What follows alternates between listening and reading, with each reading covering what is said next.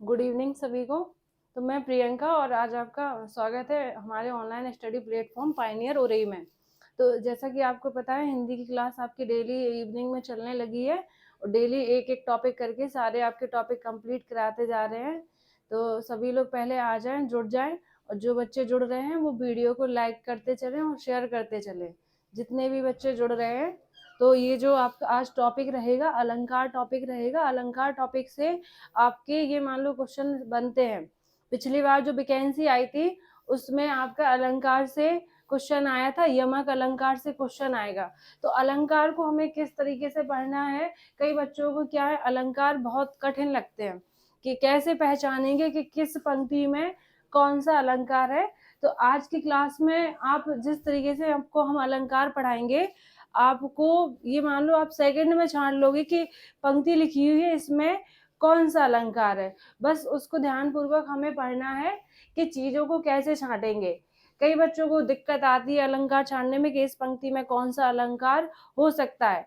तो अलंकार की देखिए पहचान होती है। सबसे पहले हम क्या करेंगे, सबसे पहले हम पूरे अलंकार पढ़ेंगे कि कौन कौन से अलंकार आपके ज्यादा पूछे जाते हैं। अलंकार देखिए अभी जैसे अलंकार किसे कहते हैं ये पढ़ेंगे, अलंकार के हम लोग भेद पढ़ेंगे और किस भेद में कौन सा आपका सबसे ज्यादा अलंकार पूछा जाता है। तो ये चीजें हम सारी जानेंगे कि कहाँ से क्वेश्चन बनेंगे, कैसे आप पहचानेंगे, क्या ट्रिक है। तो अलंकार पहचानने का जो तरीका होगा यहाँ सारी चीजें आपको बताएंगे। कोई भी पंक्ति लिखी है, अभी जब हम आपको पूरा अलंकार पढ़ा देंगे फिर आपको बताएंगे कि कोई भी पंक्ति लिखी है तो पहले आप ऑप्शन से मैच पंक्ति पढ़ोगे, पंक्ति के बाद ऑप्शन से मैच करोगे कि अच्छा सब अलंकार की पहचान होती है कि कैसे आप पहचानोगे कि इसमें कौन सा हो सकता है। तो हमें ऑप्शन से मैच करना है। कई अलंकार जैसे उपमा अलंकार रहेगा, उत्प्रेक्षा रहेगा, तो इनकी क्या पहचान होती है, अनुप्रास रहता है, इनकी भी पहचान होती है। ऑप्शन वो आपको 4 ही देगा और 4 में जब आपको 3 की पहचान पता है, तो अगर 3 की पहचान पता है, अगर वो नहीं है तो फिर चौथा ऑप्शन तो आपका होना ही होना है। तो बस जुड़िए और बहुत अच्छे से एक ये समझ ली मूवी की तरह आप इसको बहुत अच्छे से देखिए और समझिए। तो सभी बच्चे जो जुड़ रहे हैं सबसे पहले लाइक करते चलें।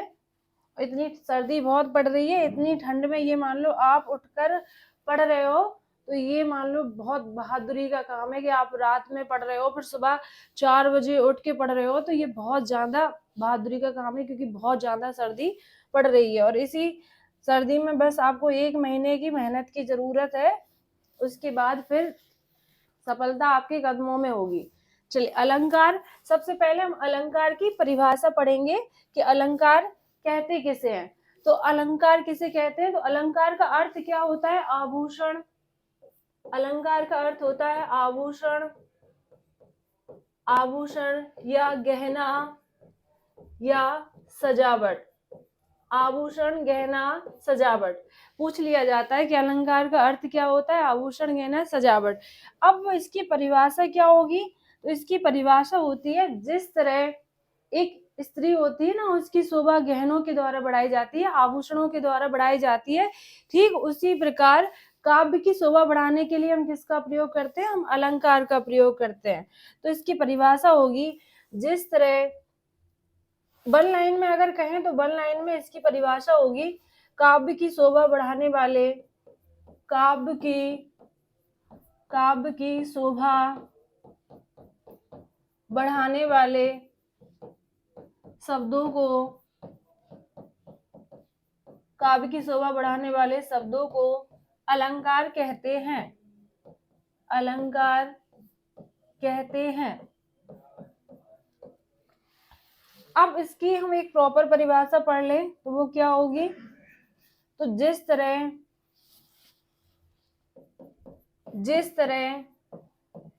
एक स्त्री की शोभा, एक स्त्री की शोभा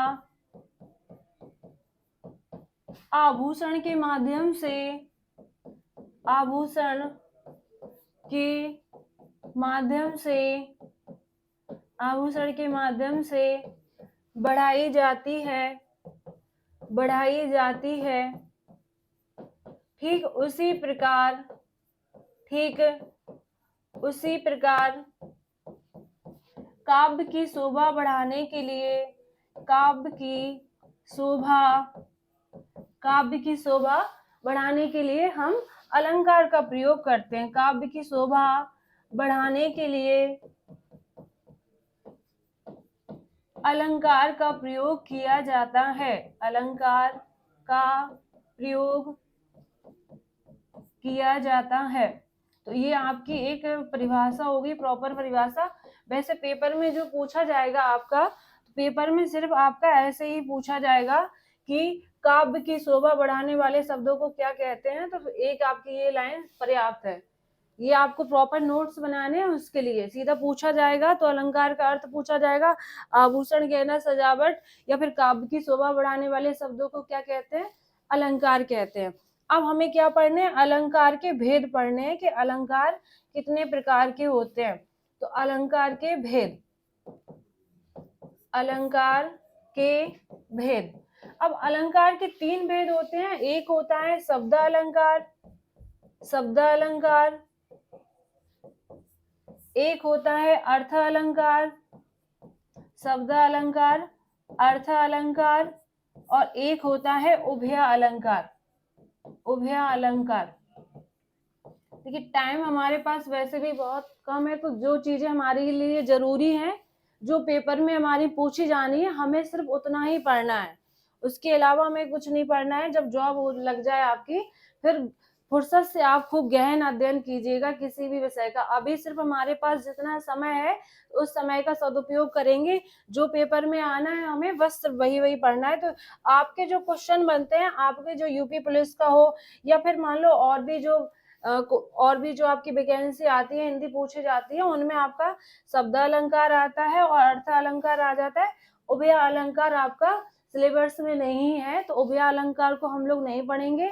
आज जो पढ़ेंगे शब्द अलंकार पढ़ेंगे, अर्थ अलंकार पढ़ेंगे। शब्द अलंकार में भी देखिए अलंकार के कई भेद होते हैं, उभय और अर्थ अलंकार में भी कई भेद होते हैं। लेकिन आपके पेपर में मुख्यतः किन अलंकारों से पूछा जाता है, तो सब हम वही पढ़ेंगे। क्योंकि देखो बच्चों के पास वैसे भी और सब्जेक्ट बहुत है, जीएस का याद करना होता है, रीजनिंग में प्रैक्टिस करनी है, मैथ में भी प्रैक्टिस करनी है, हिंदी भी लर्न करनी है। तो उसके लिए क्या है, हमें सिर्फ उतना मोटा मोटा क्रीम क्रीम पढ़नी है कि बस आपकी यही जो बस पढ़ा दिया जाए, सेम पेपर में आपको ऐसे ही पूछ लिया जाए। 2019 में जो वैकेंसी आई थी, उसमें एक उदाहरण यमक अलंकार का पूछा गया था, काली घटा का घमंड घटा। और यहाँ जो जैसे शब्द अलंकार के भेद लिखवाएंगे अर्थ अलंकार के, तो जो उदाहरण हम आपको जिस अलंकार में लिखवाएंगे, सीधा के सीधा आप पेपर में जाएंगे, वही अलंकार आपको, वही उदाहरण आपको देखने को मिलेगा। तो जो उदाहरण आप ज्यादा याद नहीं कर पा रहे हैं, परिभाषा याद सही से नहीं हो पा रही, तो सिर्फ छांटना और जो एग्जाम्पल जिस अलंकार के लिख रहे हैं, उनको बस हम लोग सटीक याद करते हुए चलेंगे, समझते हुए, सीधे आपके क्वेश्चन आपके सॉल्व हो जाएंगे। कोई भी क्वेश्चन होगा अलंकार से, तो सबसे पहले हम पढ़ते हैं शब्द अलंकार। ठीक है, सभी लोग जुड़ जाइए, शेयर। देखिए बातों का टाइम नहीं है अभी, तो सबसे पहले हम क्या करेंगे, सबसे पहले हम शब्द अलंकार करेंगे। शब्द अलंकार, जैसे कि इसका नाम ही है शब्द अलंकार, तो इसकी अगर परिभाषा पूछी जाए क्या होगी, तो इसकी परिभाषा होगी काव्य की शोभा, जहां जहां काव्य की शोभा, जहां काव्य की शोभा शब्दों के माध्यम से बढ़ाई जाती है, शब्दों के माध्यम से, शब्दों के माध्यम से बढ़ाई जाती है, उसे शब्द अलंकार कहते हैं, उसे शब्द अलंकार कहते हैं। अब यहाँ क्वेश्चन कैसे बनेगा, अभी हम आपको भेद बताएंगे कि शब्द अलंकार में कौन कौन होते हैं। शब्द अलंकार कई प्रकार के होते हैं, पेपर में मुख्यतः जो पूछे जाते हैं 3-4 प्रकार ही पूछे जाते हैं। तो हमें ज्यादा पढ़ना नहीं है, उतना ही पढ़ना है जो पेपर में आना है। अभी तो फिलहाल हमें उतना ही पढ़ना है जितना आपका पेपर में पूछा जाना है। तो अब शब्द अलंकार के सभी अलंकार के हम 4-4, 5-5 भेद पढ़ते हुए चलेंगे। शब्द अलंकार का सबसे पहला अनुप्रास, इससे बहुत क्वेश्चन बनते हैं अनुप्रास अलंकार से। दूसरा आपसे पूछा जाएगा तो श्लेष अलंकार, श्लेष अलंकार।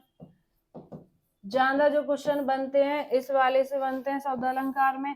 उसके बाद आता है यमक अलंकार।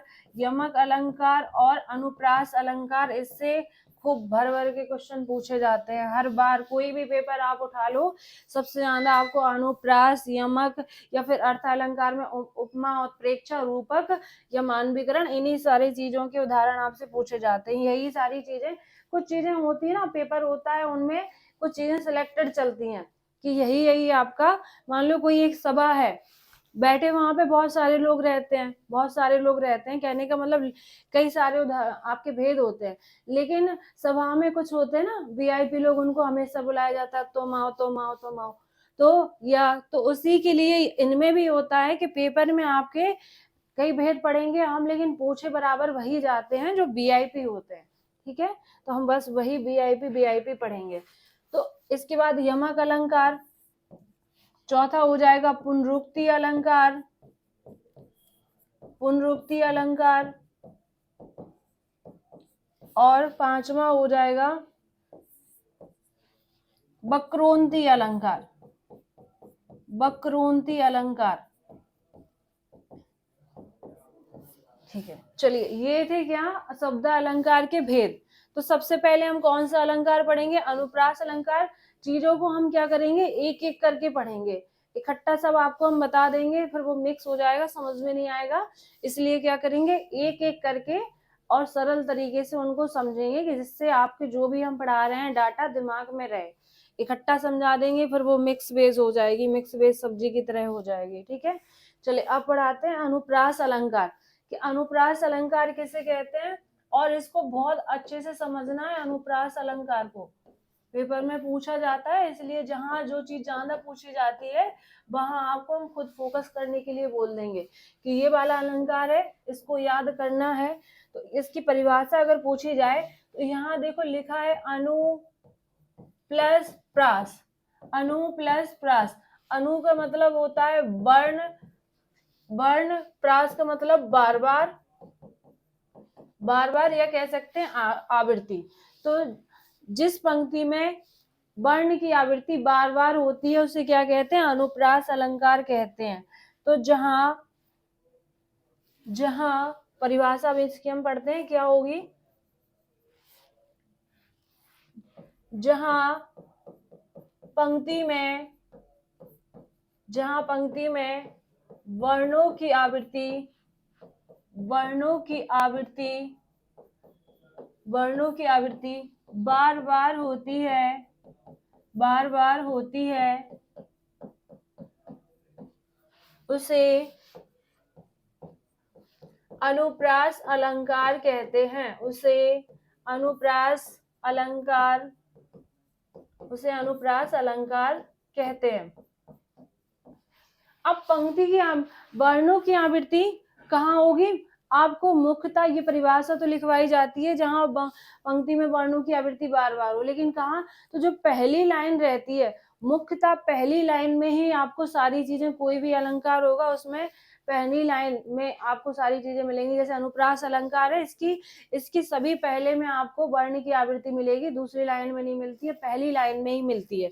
तो कह सकते हैं जहां पहली पंक्ति में वर्णों की आवृत्ति, जरूरी नहीं एक वर्ण हो, एक से अधिक वर्ण भी हो सकते हैं, एक वर्ण की भी हो सकती है और एक से अधिक वर्णों की भी हो सकती है। जैसे मान लो अभी हम पढ़ेंगे छह का अनुप्रास, छह का अनुप्रास में क्या रहेगा, एक से अधिक वर्णों की भी आवृत्ति होती है। अनुप्रास के ही भेद होते हैं, छह का अनुप्रास, वृत्यानुप्रास, लाटानुप्रास, नृत्यानुप्रास और अंत्यानुप्रास, ये क्या होते हैं, अनुप्रास के भेद। तो अब हम पढ़ते हैं अनुप्रास के भेद। अनुप्रास के भेद से भी क्वेश्चन बनते हैं।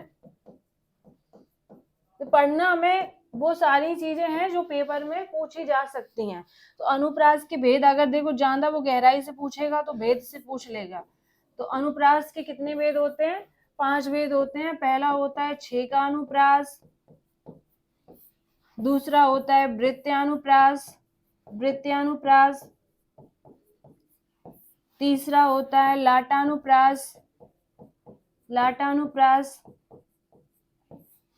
चौथा होगा आपका श्रित्यानुप्रास, श्रित्यानुप्रास, और पांचवा होगा अंत्यानुप्रास। अंत्यानुप्रास, ठीक है। ये आपके क्या है, अनुप्रास अलंकार के भेद हैं। अब हम सबसे पहले पढ़ते हैं छेकानुप्रास अलंकार को, कि छेकानुप्रास किसे कहते हैं। छेकानुप्रास ये बहुत सरल है, देखने में लग रहे हैं सभी क्या है, अनुप्रास अलंकार के कहने के, उनके बच्चे समझ लो कि उनके बच्चे हैं। तो छेकानुप्रास, छेकानुप्रास किसे कहते हैं, ऐसे एक लाइन में समझते हैं। तो जहां पंक्ति में, पहली पंक्ति या कह सकते हैं पहली पंक्ति में, जहां पंक्ति में वर्णों की आवृत्ति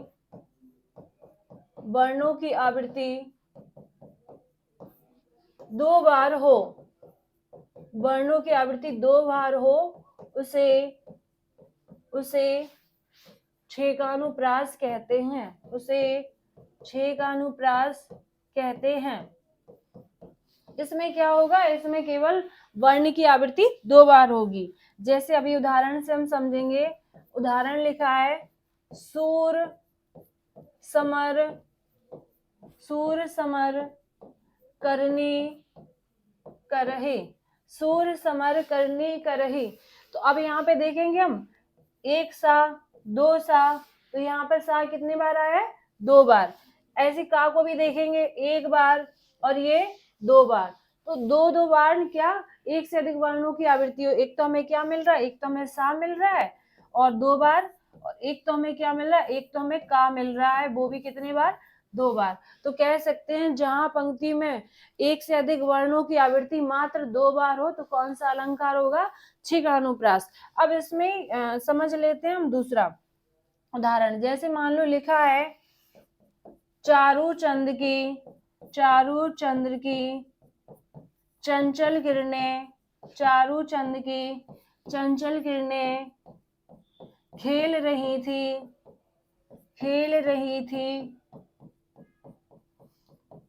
जल थल में, चारू चंद की चंचल किरणें खेल रही थी जल थल में।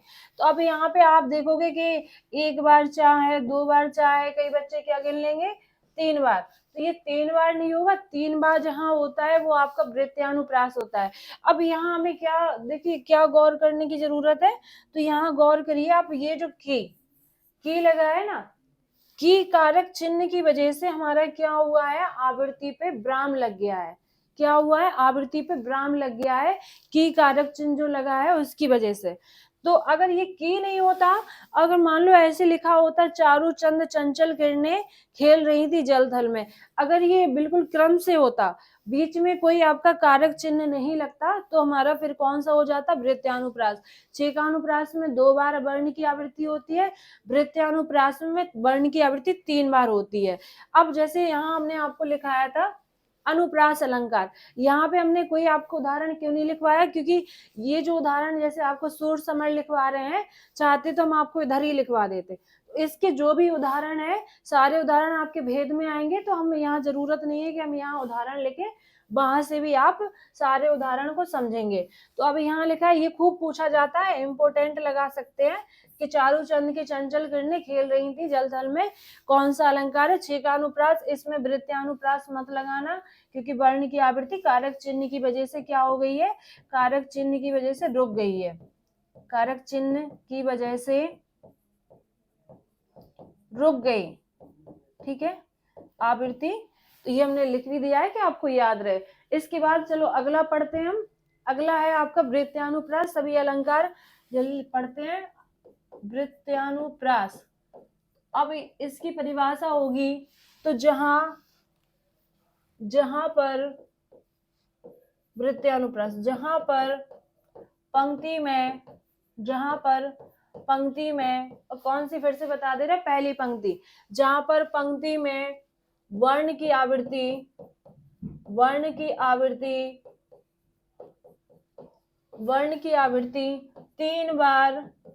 तीन बार या तीन से अधिक बार हो, तीन बार या तीन से अधिक बार हो, उसे वृत्त्यानुप्रास अलंकार कहते हैं,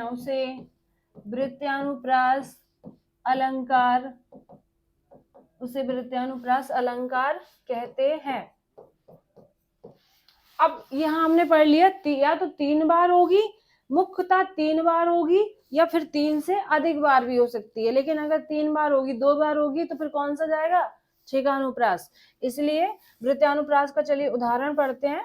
तो वृत्यानुप्रास का उदाहरण और बहुत पूछा जाता है ये, तरनी तनुजा, तरनी तनुजा, तटतमाल, तटतमाल, तरुवर छाए, तरनी तनुजा, तटतमाल, तरुवर छाए। अब यहाँ पर हम देखेंगे 1 बार था, 2 बार था, 3 बार, 4 बार और 5 बार।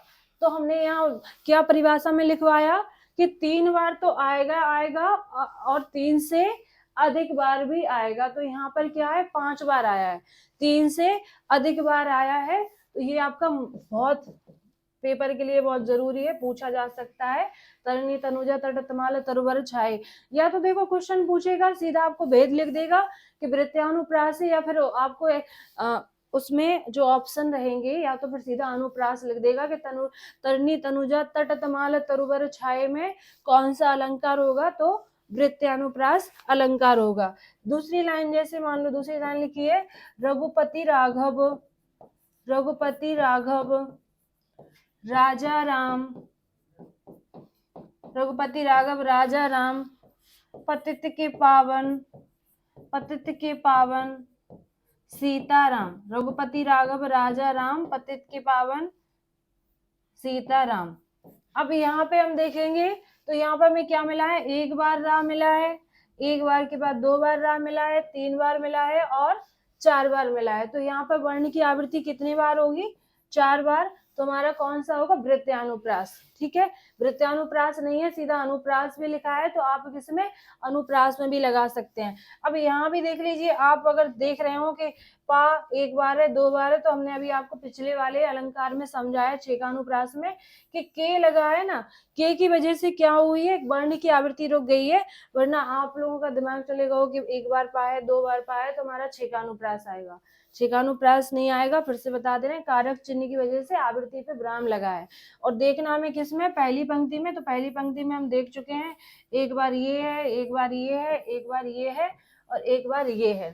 तो रघुपति राघव, राजा राम, पतित के पावन, सीताराम, वृत्यानुप्रास अलंकार होगा। चलिए अब पढ़ते हैं अगला अनुप्रास कौन सा होगा। तो अगला अनुप्रास है आपका लाटानुप्रास, लाटानुप्रास। और ये भी खूब आपका पूछा जाता है, लाटानुप्रास।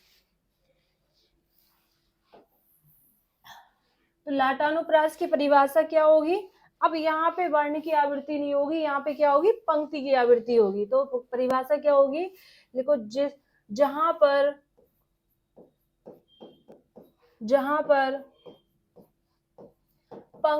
वर्ण की आवृत्ति ना होकर, जहां पर वर्ण की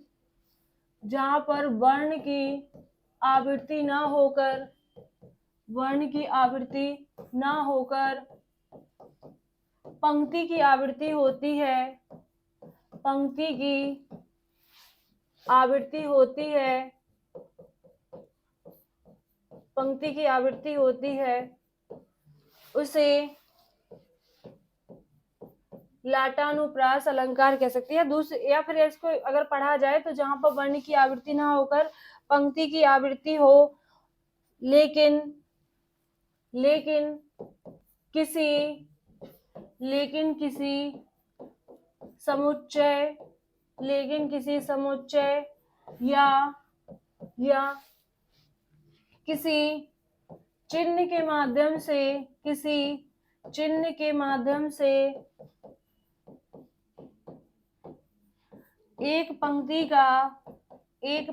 का अर्थ बदल जाए, एक पंक्ति का अर्थ बदल जाए, उसे लाटानुप्रास अलंकार कहते हैं, उसे लाटानुप्रास अलंकार कहते हैं। ये आपका खूब पूछा जाता है, लाटानुप्रास अलंकार कहते हैं। अब इसकी परिभाषा नहीं पूछी जाएगी, यहाँ पर क्या होगा? 2 समान आपको पंक्ति लगेंगी। 2 समान पंक्ति में क्या होगा? किसी चिन्ह के माध्यम से या किसी शब्द के माध्यम से, तो किसी समुच्चय या किसी शब्द या किसी चिन्ह के माध्यम से एक पंक्ति का अर्थ क्या रहेगा, एक पंक्ति का अर्थ दूसरा रहेगा। तो जैसे उदाहरण हम पढ़ते हैं, जैसे, और ये फेमस उदाहरण है, जो उदाहरण आपको यहाँ लिखवा रहे हैं सिर्फ उतने ही याद कर लो, आपका पेपर में काम हो जाएगा अलंकार से अगर क्वेश्चन बनेगा। तो फेमस उदाहरण, पूत कपूत, पूत कपूत तो काहे धन संचय, पूत कपूत तो काहे धन संचय, पूत कपूत तो काहे धन संचय। दूसरी लाइन, पूत सपूत, पूत सपूत तो काहे धन संचय, तो काहे धन संचय। अब यहाँ पे देखो दोनों लाइन सेम लग रही हैं, बस अंतर क्या है दोनों में, आपको दिख रहा होगा, यहाँ कपूत है, यहाँ पर सपूत है, और यहाँ पे देख रहे हैं ये चिन्ह यहाँ पे लगा हुआ है, और यहाँ पे यहाँ तो के बाद लगा है, यहाँ कपूत के बाद लगा है, यहाँ पर तो के बाद लगा है। तो बस इतने ही कई खेल है। पहली लाइन जो अर्थ होगा पहली लाइन का, अगर किसी का बुरा पुत्र है तो उसके माता पिता को धन एकत्रित करने की जरूरत नहीं है, क्योंकि वह क्या करेगा, बर्बाद कर देगा। दूसरी लाइन का अर्थ है पूत सपूत तो काहे धन संचय, अगर किसी माता पिता का अच्छा पुत्र है तब भी उसके माँ बाप को धन एकत्रित करने की जरूरत नहीं है, वो क्या कर लेगा, वो खुद से कमा सकता है। तो आपको इनमें से कौन सा बनना है, आपको इनमें से ये वाला बनना है, ये वाला मत बनिएगा। आपके पास अभी मौका है कि आप उनको कुछ करके दिखा सकते हैं, 1 महीने की मेहनत से आप उनको करके दिखा सकते हैं कि आप किस में आएंगे, आप सपूत में आएंगे, ना कि कपूत में। तो यहाँ पे पंक्ति सेम है, पंक्ति की आवृत्ति हो रही है, लेकिन किसी शब्द या चिन्ह के माध्यम से क्या हो रहा है, पंक्ति का अर्थ बदल रहा है। दूसरा उदाहरण जैसे यहाँ लिखा है, जैसे दूसरा उदाहरण पढ़ेंगे, जैसे लिखा है, रोको मत, रोको मत जाने दो, रोको मत जाने दो। दूसरी लाइन लिखिए, रोको मत जाने दो, रोको मत जाने दो। तो अब यहाँ पहली लाइन में देख रहे हैं कहाँ चिन्ह लगा है और यहाँ पर कहाँ चिन्ह लगा है। तो इनका पहली लाइन का मतलब हमारा क्या हो जाएगा, रोको मत, रोको मत जाने दो, रोको मत जाने दो। दूसरी लाइन में लिखा है रोको मत जाने दो, कि उन्हें रोक लो, उन्हें मत जाने दो। तो दोनों लाइनें क्या है, लेकिन लग कैसी रही है, सेम। तो दोनों पंक्ति क्या सेम लग रही है, लेकिन क्या है, चिन्ह के माध्यम से शब्द का हमारा क्या है, अर्थ बदल गया है। तो ये वाला आपका बहुत फेमस उदाहरण है, पूछा जाता है, तो जो फेमस है वहां हम इम्पोर्टेंस सभी को लगाते हुए चल रहे हैं। चलिए अगला जो है, अगला अलंकार पढ़ेंगे। अगला कौन सा है, अनुप्रास का ही वेद है, श्रुत्यानुप्रास अलंकार। श्रुत्यानुप्रास, वर्णमाला आपको पढ़ाई थी, वर्णमाला में हमने क्या पढ़ा था, तावर्ग, तावर्ग पढ़ा था, दंत वाला ता था दादा ना। तो यहाँ इसकी परिभाषा होगी, जिस अलंकार में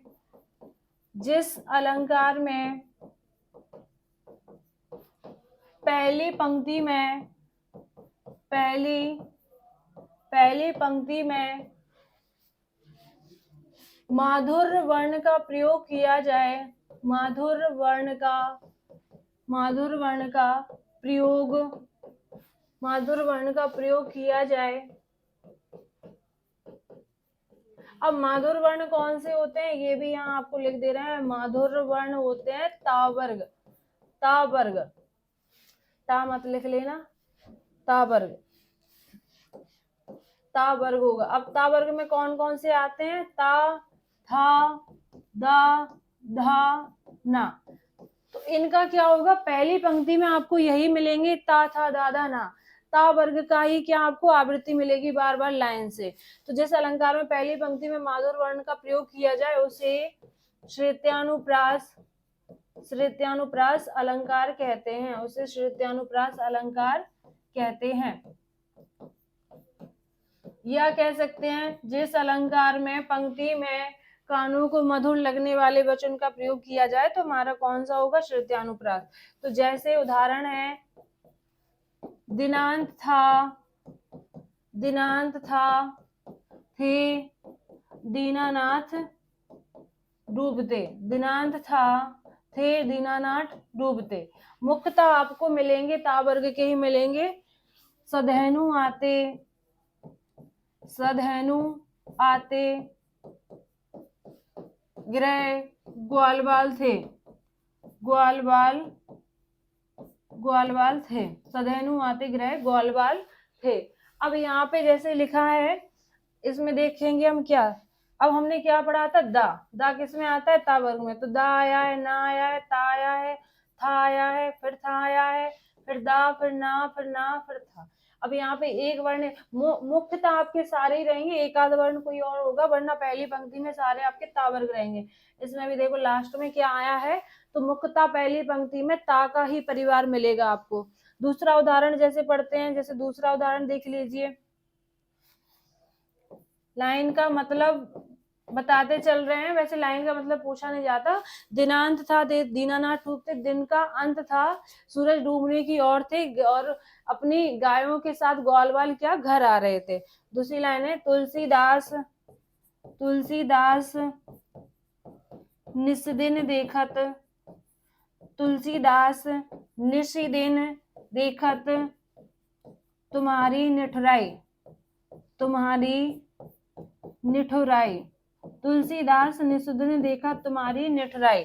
अब यहाँ पे भी हम देखेंगे, कहा देखो ता वर्ग आया है, एक ये है, एक ये है, उसके बाद फिर दा आया है, फिर ना आया है, ना के बाद फिर दा आया है, फिर ता आया है, फिर ना आया है। तो मुख्यतः आपको पहली पंक्ति में क्या, ता वर्ग ही मिलेगा।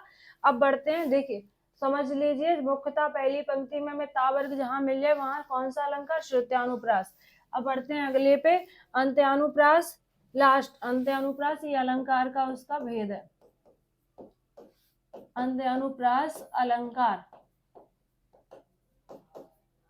ये किसे कहते हैं, ये हम समझते हैं। अंत्यानुप्रास जैसे इसका नाम ही है, तो पंक्ति में अंतिम वर्ण, तो जिस अलंकार में या जिस अलंकार में पंक्ति का अंतिम वर्ण, पंक्ति का अंतिम वर्ण या तुक या लय, तुक या लय एक समान हो, एक समान हो, उसे अंत्यानुप्रास अलंकार कहते हैं, उसे अंत्यानुप्रास अलंकार कहते हैं। अंत मतलब अंतिम वर्ण मिल जाए, अंतिम वर्ण शब्द नहीं पूरा, केवल अंतिम वर्ण और उसका क्या, तुक या लय, बोलने का जो फ्लो रहेगा वो भी आपका एक सा रहेगा। जैसे उदाहरण से भी समझते हैं, ऐसे समझ में नहीं आएगा, उदाहरण लिखते हैं। जैसे प्रभु जी, प्रभु जी तुम दीपक, प्रभु जी तुम दीपक हम बाती, प्रभु जी तुम दीपक हम बाती, जाकी जोत, जाकी जोत बरे दिन राती, जाकी जोत बरे दिन राती कौन सा हो जाएगा हमारा, अंत्यानुप्रास अलंकार हो जाएगा। अब यहाँ हम क्या देखते हैं, देखिए अब यहाँ पे लास्ट में जो देखो ती, लास्ट में क्या है हमारा, ती, यहाँ भी क्या है, ती है, और यहाँ भी क्या है, ती है। तो पंक्ति का क्या, अंतिम वर्ण, अंतिम वर्ण कैसा होना चाहिए, एक समान होना चाहिए, और बोलने में फ्लो एक से आएगा। प्रभु जी तुम दीपक हम बाती, जाकी जोत बरे दिन राती, बाती राती। जैसे दूसरा उदाहरण आपके सामने बोल देते हैं, रघुकुल रीत सदा चली आई, प्राण जाए पर बचन न जाई। तो रघुकुल रीत सदा चली आई, उसमें भी बड़ी ही आएगी। दूसरी पंक्ति पढ़ेंगे, प्राण जाए पर बचन न जाई, उसमें भी क्या बड़ी ही आएगी। तो तुक और लय एक सा रहेगा। एक और उदाहरण, जैसे बुंदेलो हर बोलों के मुंह, हमने सुनी कहानी थी, खूब लड़ी मर्दानी, मैं तो झांसी वाली रानी थी। तो वहां पे भी थी आएगा और यहाँ पे भी थी आएगा।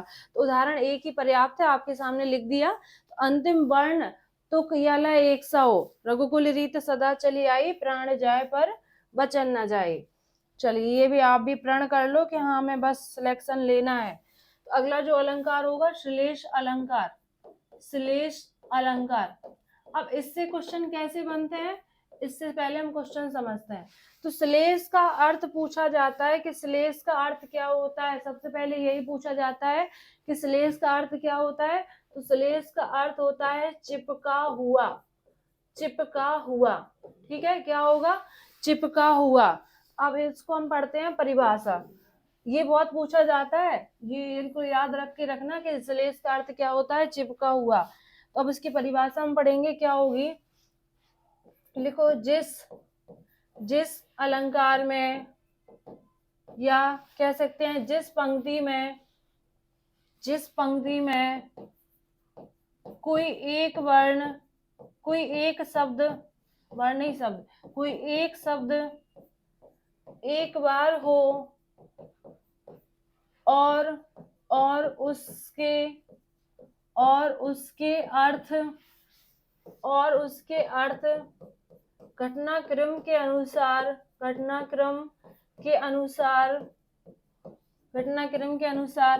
अलग अलग हों, उसे श्लेष अलंकार कहते हैं, उसे श्लेष अलंकार कहते हैं, या एक शब्दों में कहें अलंकार कहते हैं। तो जहां पर एक शब्द के क्या हो, कई अर्थ हो, एक शब्द के क्या हो, कई अर्थ हो, वो कौन सा होगा, वो हमारा श्लेष अलंकार होगा। शब्द केवल एक बार आएगा। जैसे उदाहरण इसका सबने सुना होगा, रहमन पानी राखिए बिन पानी सब सून, पानी गए ना उबरे मोती मानस चून। तो हमें क्या करना है, सीधे जिस लाइन की हमें जरूरत है वो लिखते हैं। तो सभी को याद होगी, रहमन पानी राखिए बिन पानी सब सून, तो सीधा लिखते हैं, पानी गए ना उबरे मोती मानस चून।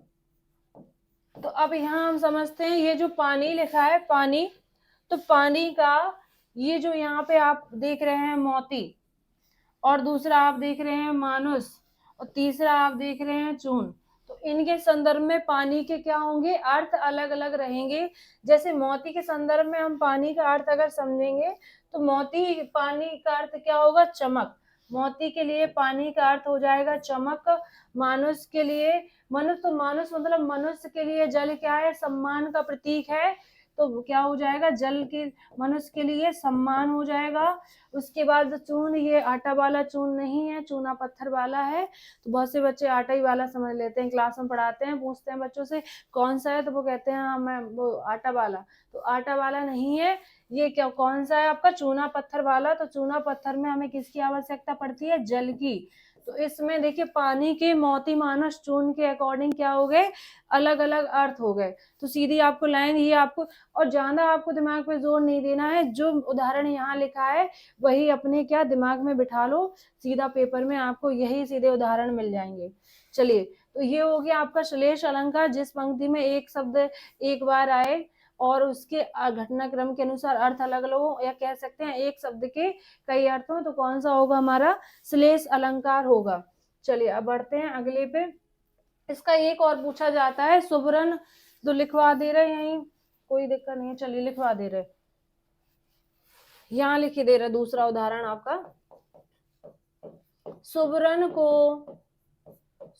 को खोजत फिरत, सुबरन को, यहाँ बन नहीं पाएगा, चलिए दूसरे पेज पे लिखे दे रहे हैं, सुबरन को खोजत फिरत कभी व्यभिचारी चोर, सुबरन को खोजत फिरत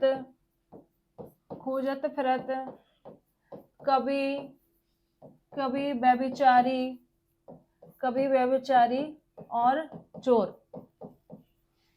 तो अब यहाँ हम समझेंगे, ये जो लिखा है सुबरन लिखा है, तो सुबरन के संदर्भ में ये जो हम पढ़ेंगे कभी के बाद फिर पढ़ेंगे व्यभिचारी के बाद पढ़ेंगे चोर।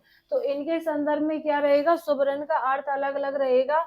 अब एक कवि देखिए, एक कवि हमेशा क्या देखता है कि उसको क्या मिल जाए, उसको अच्छे शब्द मिल जाए।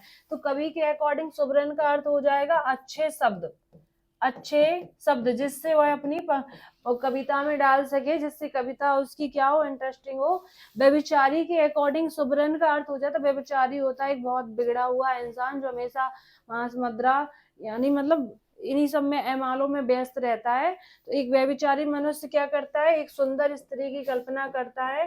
तो व्यभिचारी स्त्री के अकॉर्डिंग, व्यभिचारी के अकॉर्डिंग सुबरन का अर्थ हो जाएगा सुंदर स्त्री। और चोर तो आप सबको पता है क्या ढूंढता है कि उसको धन मिल जाए या सोना मिल जाए, स्लीपिंग वाला सोना नहीं, गोल्ड वाला सोना मिल जाए। तो वो ये आपके क्या थे, श्लेष अलंकार के उदाहरण थे। अब अगला पढ़ते हैं हम, यमक अलंकार बहुत इंपोर्टेंट अलंकार है, क्वेश्चन पूछे जाते हैं, अनुप्रास यमक से काफी क्वेश्चन बनते हैं। तो ये आप लगा सकते हैं कि हाँ यही पूछा जा सकता है। तो अलंकार का अर्थ, यमक अलंकार का अर्थ होता है जिस अलंकार में या जिस पंक्ति में कोई एक समान शब्द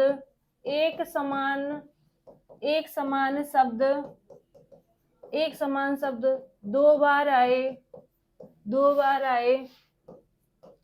उसे दो बार आए, लेकिन क्या होगा, उसके अर्थ अलग अलग रहेंगे। उसके दो बार आए लेकिन उसके अर्थ अलग अलग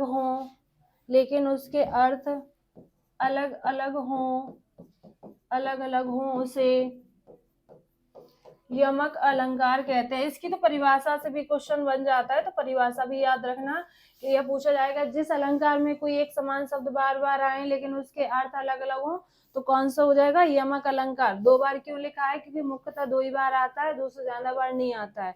तो ऐसे भी लिखा हो कि जिस अलंकार में कोई एक शब्द बार बार आए तो कौन सा अलंकार, यमक अलंकार। चलिए अब हम पढ़ते हैं इसके उदाहरण, और इसके उदाहरण बिल्कुल यहाँ से पढ़ोगे पेपर में सीधे वही मिल जाएंगे आपको। जैसे कनक कनक, सभी ने पढ़ा है, कनक कनक ते 100 गुनी, कनक कनक ते 100 गुनी, मादिकता अधिकाय,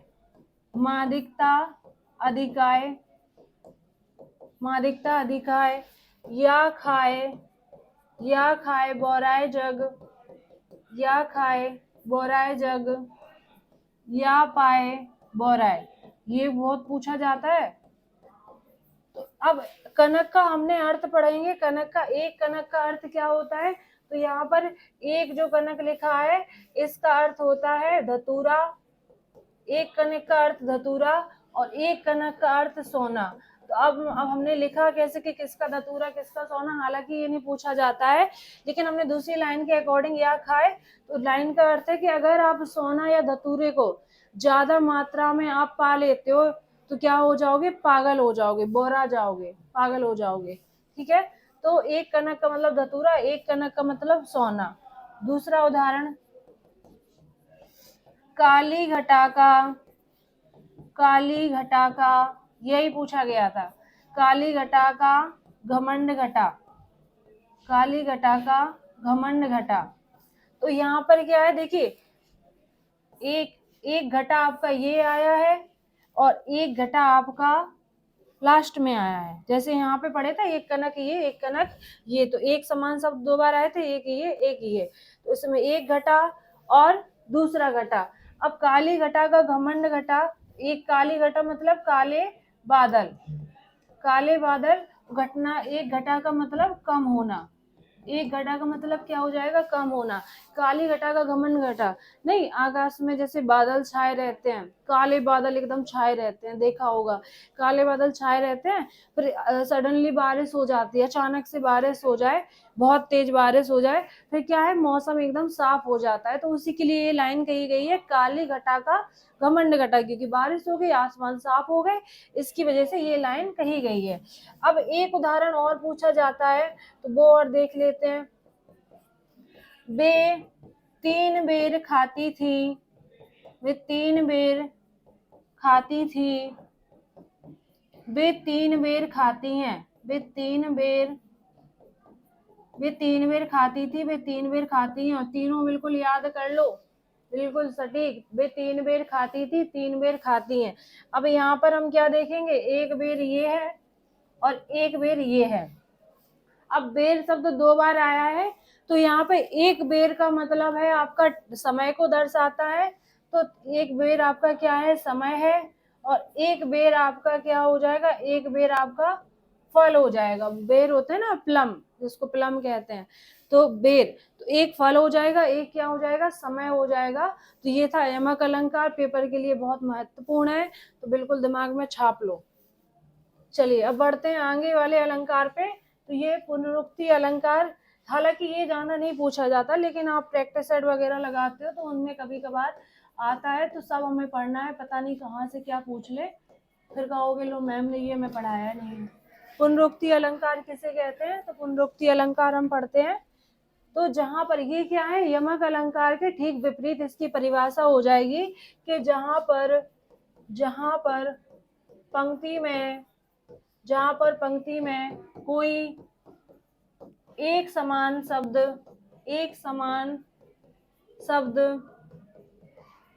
2 बार आए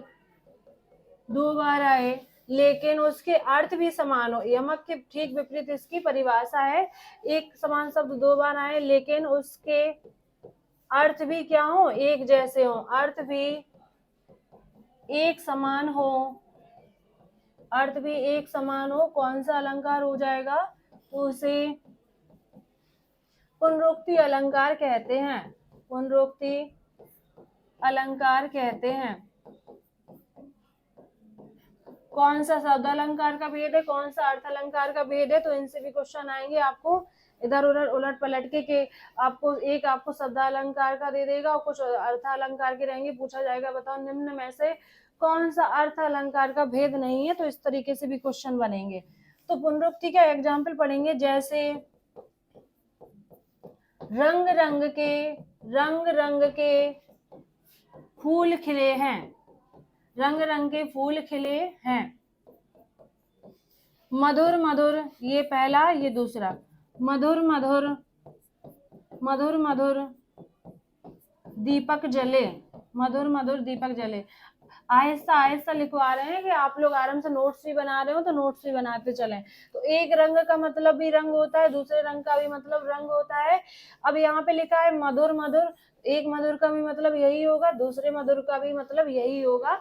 तो जहां पर एक समान शब्द 2 बार आए और उनके अर्थ भी क्या हो, एक समान हो, कौन सा, पुनरुक्ति अलंकार। तो ये था पुनरुक्ति अलंकार। अब चलते हैं हम आगे वाले अलंकार पे। तो जो आपका अलंकार लास्ट अलंकार इसका शब्द अलंकार का वक्रोन्ति अलंकार, ये कम पूछा जाता है लेकिन फिर भी पढ़ना में है सब। पुनरुक्ति अलंकार एक होता है वीप्सा अलंकार, तो वो भी इसी में आ जाता है। वीप्सा में जहाँ देखिए इसमें आदिबोधक चिन्ह आ जाए, या फिर जहाँ पर आश्चर्य, प्रेम, घृणा, ये सारी चीजें व्यक्त की जाती हैं, तो कौन सा हो जाता है, वीप्सा, जो कि शब्द अलंकार का भेद होता है। वो पूछा नहीं जाता है इसलिए लिखवाया नहीं है, बता दिया शॉर्टली अगर कभी पूछा जाए। तो वक्रोक्ति अलंकार होता है जब पंक्ति में वक्ता द्वारा बोले गए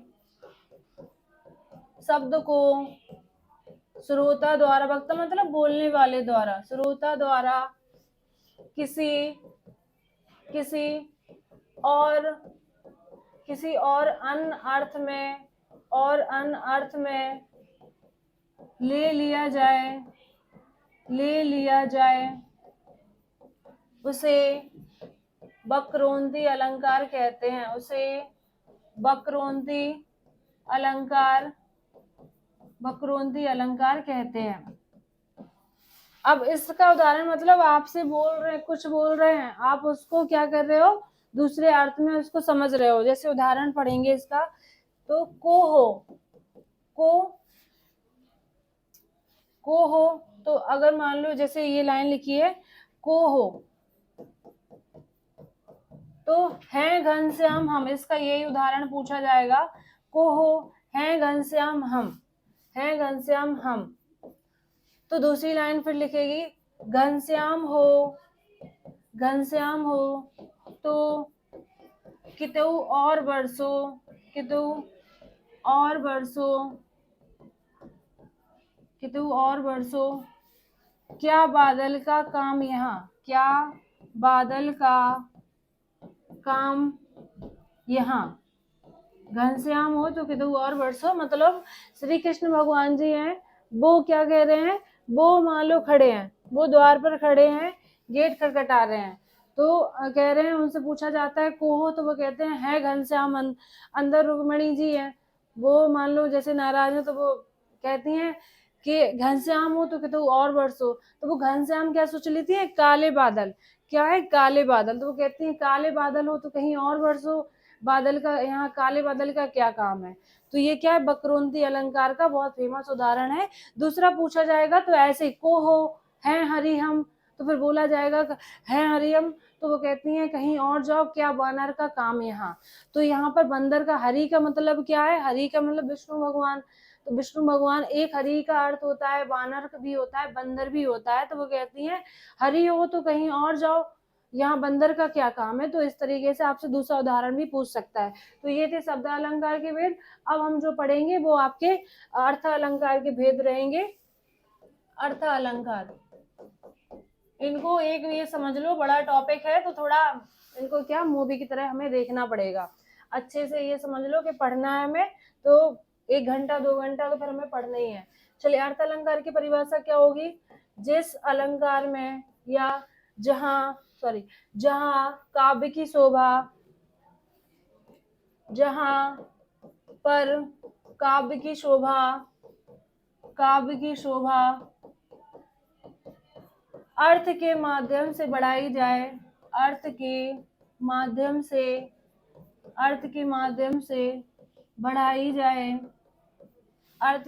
से बढ़ाई जाए, उसे अर्थ अलंकार कहते हैं। अब इसके भेद पढ़ेंगे, कौन कौन से भेद होते हैं। तो इसके भेद कई प्रकार से होते हैं, फिर से बता रहे हैं, हमें जो मुख्य हैं वो हमें पढ़ने हैं। तो पहला जो भेद रहेगा इसका उपमा अलंकार। दूसरा जो भेद रहेगा उत्प्रेक्षा अलंकार, तो सभी महत्वपूर्ण है, उपमा उत्प्रेक्षा। तीसरा रहेगा रूपक अलंकार।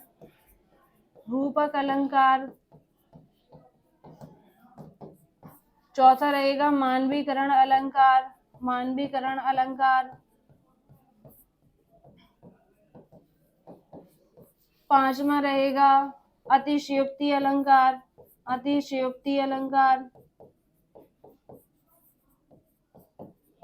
और छठवां एक और लिख दे रहे हैं जो पूछ लिया जाए जैसे कभी कभार, भ्रांतिमान अलंकार।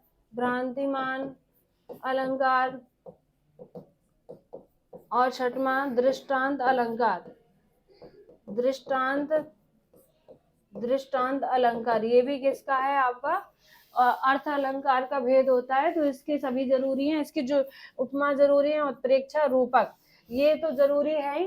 तो पहला जो हम पढ़ेंगे उपमा अलंकार पढ़ेंगे। उपमा अलंकार किसे कहते हैं, उपमा अलंकार। तो उपमा अलंकार की परिभाषा पूछी जाए तो परिभाषा होती है जहां पर किसी साधारण वस्तु की, साधारण व्यक्ति या वस्तु की किसी विशेष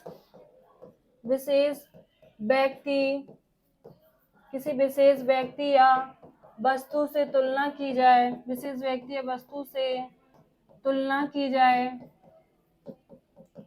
की जाए, उसे उपमा अलंकार कहते हैं। उपमा अलंकार कहते हैं। ठीक है। अब उपमा अलंकार के होते हैं अंग, कि उपमा अलंकार के अंग कौन कौन होंगे। तो उपमा अलंकार के अंग, तो इसके कितने अंग होते हैं, 4 अंग होते हैं। पहला होता है इसका उपमान, कि उपमान किसे कहते हैं। दूसरा उपमेय, तीसरा वाचक शब्द, और इसकी जो पहचान की जाती है इसके वाचक शब्द से ही पहचान की जाती है। और चौथा होगा साधारण धर्म, तीसरा चौथा साधारण धर्म। तो हम समझेंगे उपमान किसे कहते हैं। तो उपमान कहते हैं जब उपमान कहते हैं जिससे तुलना की जाती है, अर्थात विशेष वस्तु। तो उपमान किसे कहते हैं, जिससे जिससे जिससे तुलना की जाए, अर्थात क्या कह सकते हैं, विशेष। ठीक है, विशेष। या उपमान क्या होता है, उपमान प्रकृति होती है। प्रकृति जब आपकी तुलना फूल से की जाए, या मान लो पर्वत से की जाए, या फिर नदी से की जाए, इंसान को छोड़कर, या फिर चंद्रमा से की जाए, सारी चीजें हमारी किस में आती हैं, सारी चीजें हमारी उपमान में आती हैं। सारी प्रकृति मनुष्य को छोड़कर, हालांकि मनुष्य भी आता है, लेकिन मनुष्य को छोड़कर बाकी की जो चीजें हैं, फूल पत्ती पेड़ सारे, नदी पर्वत, ये सारे समुद्र किस में आएंगे, उपमान में। तो उपमान क्या, प्रकृति भी होती है। उपमेय कहते हैं जिसकी तुलना की जाए, साधारण व्यक्ति। ठीक है, जिसकी तुलना की जाए, अर्थात क्या होगा, अर्थात साधारण व्यक्ति। ठीक है, साधारण व्यक्ति है वस्तु। वाचक शब्द इसके जो होते हैं, सा सी सो,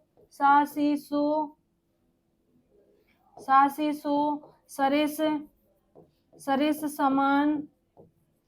समान या जैसा, ये भी सारे किस में आ जाते हैं, वाचक शब्द में। साधारण धर्म में क्या आ जाएगा, रंग रूप आकार, ये सारी चीजें साधारण धर्म में। हर उदाहरण में साधारण धर्म भले ही ना हो, लेकिन ये सारी चीजें आपको जरूर मिलेंगी कि बताओ इसमें उपमान क्या है, उपमेय क्या है। तो हमें सारी चीजें बिल्कुल, उपमान जिससे तुलना की जाए, उपमेय जिसकी तुलना की जाए।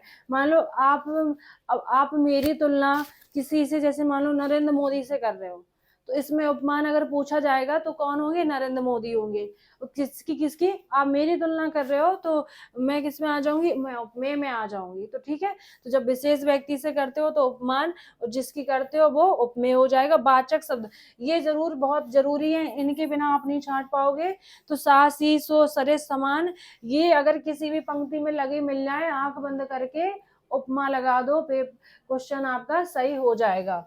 अब पढ़ते हैं इनके उदाहरण। तो उदाहरण है, राधा मुख चंद्र सो सुंदर, राधा मुख चंद्र सो सुंदर। राधा का मुख कैसा है, राधा मुख का मुख चंद्रमा के समान सुंदर है। पीपर पात सरिस मन डोला, पीपर पात सरिस मन डोला।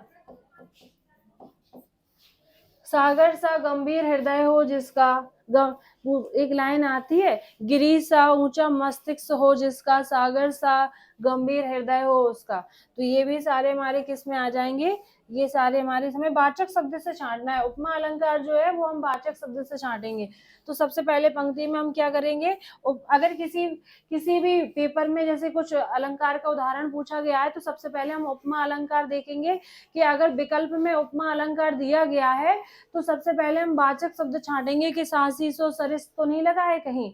अगर लगा है तो फिर हमें और विकल्प पे जाना ही नहीं है, सीधा में क्या करना है, उपमा में टिक मार देना है। तो अब यहाँ पे वाचक शब्द क्या है, सो, और यहाँ पे क्या है, सरिस मतलब समान।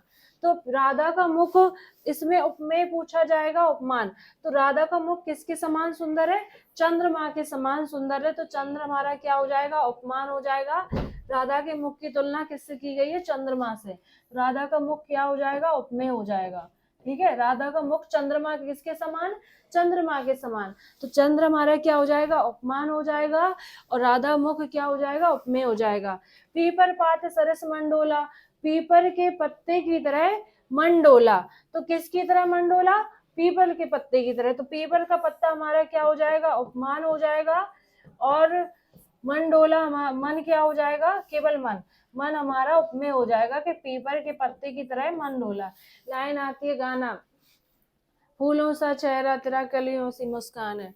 तो फूलों सा चेहरा तेरा, तो अब यहाँ पे पूछा जाए कि चेहरा किसकी तरह है, फूलों की तरह। तो फूल हमारा क्या हो जाएगा, उपमान, और कौन है, चेहरा। तो चेहरा हमारा क्या हो जाएगा, उपमेय हो जाएगा। तो ये था उपमा अलंकार। इसको कैसे याद रखना है, इसको वाचक शब्द से याद रखना है। अब बढ़ते हैं आगे उत्प्रेक्षा अलंकार पे। उत्प्रेक्षा अलंकार की परिभाषा क्या होगी। ठीक है, चलिए, तो ये सब आपने नोट कर लिया है। अब इसके बाद हम पढ़ते हैं उत्प्रेक्षा अलंकार।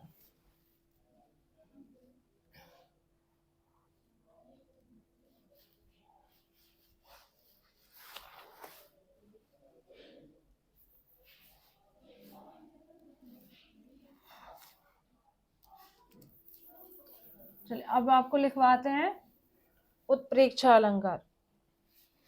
तो आज की क्लास में इतना ही पढ़ेंगे, उसके बाद कल की क्लास में पढ़ेंगे पीपर पात सरिस मंडोला। तो कल जो स्टार्ट करेंगे उत्प्रेक्षा अलंकार से स्टार्ट करेंगे। चलिए, तो आज की क्लास में जितना पढ़ाया उतना उम्मीद करते हैं समझ में आया होगा सबको। और भी उदाहरण है, फिर इनकी प्रैक्टिस भी करवाई जाएगी बहुत जल्द। उसमें आपके प्रैक्टिस बैच भी स्टार्ट होगा जिसमें आपकी प्रैक्टिस भी करवाई जाएगी। तो चलिए, आज के लिए इतना।